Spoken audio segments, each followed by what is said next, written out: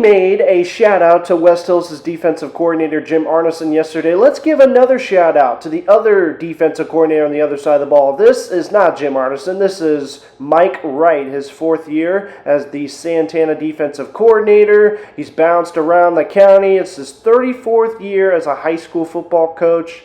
He's coached a little bit at Crawford as the head man over there. He was the head man over at Hoover alongside my dad, Jamie Morgans. So I am very well aware that of who he is, and he knows me, and it was fun watching his defense fly around last night, making one of these plays, which ended up tying the ball game, actually. This was just Evan Dill trying to duck under some pressure, ends up losing the ball, and a little scoop and score action to tie the game mid to late third quarter. That was the only touchdown that Santana ended up scoring. It was courtesy of their defense. They are fast. They fly around to the ball. Not overly physical, but Mike Wright, the coach, plays to their strengths, which is they could just fly all over this field. They only got 2 guys with their hands down. That's the nose tackle playing in the 1 or the 3 technique, and then you got these guys. They're all coming, playing the 5. Probably corners, probably a little linebackers, probably safeties, a little bit of both. But snapping the ball, 2 seconds later, there's already 3 guys there.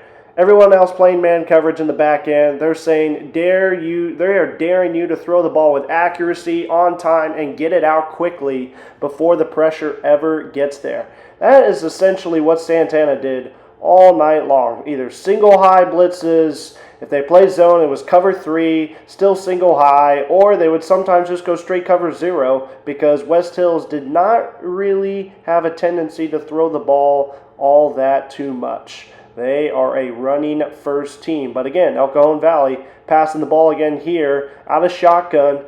Man coverage on the outside. All it takes is 1.5 seconds, maybe 2 seconds for you to mess up or to not see things. And you're going to have guys flying all over the backfield. And in this case, and in this scenario, it was a botched snap, shotgun snap that ends up on the ground.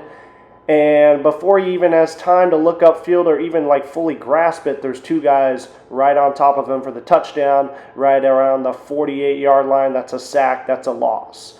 Okay, this is another sack right here. If this doesn't paint the picture of what Santana likes to do, it's right here. Look at, you only have 2 guys with their hands down, and it's the nose tackles. Everybody else could be a corner, could be a safety, could be linebackers. They're all going to play with their hands up, not even with their hands down. Some of them playing so wide out here in the 5 technique. Some of them shade over to actually cover. You got a single high up here.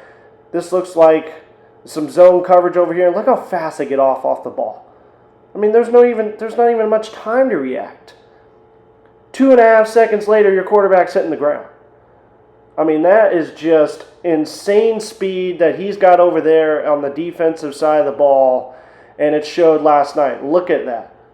Look at it. Look, they're trying to fake this pitch or possibly have time to look downfield. There's already 2 guys well within his eyesight right here.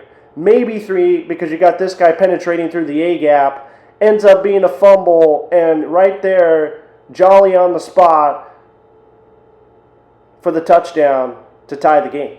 I mean, there are just so many guys living in the backfield. Unfortunately, that wasn't enough for Santana to come away with the Mayor's Cup, but nevertheless, impressive.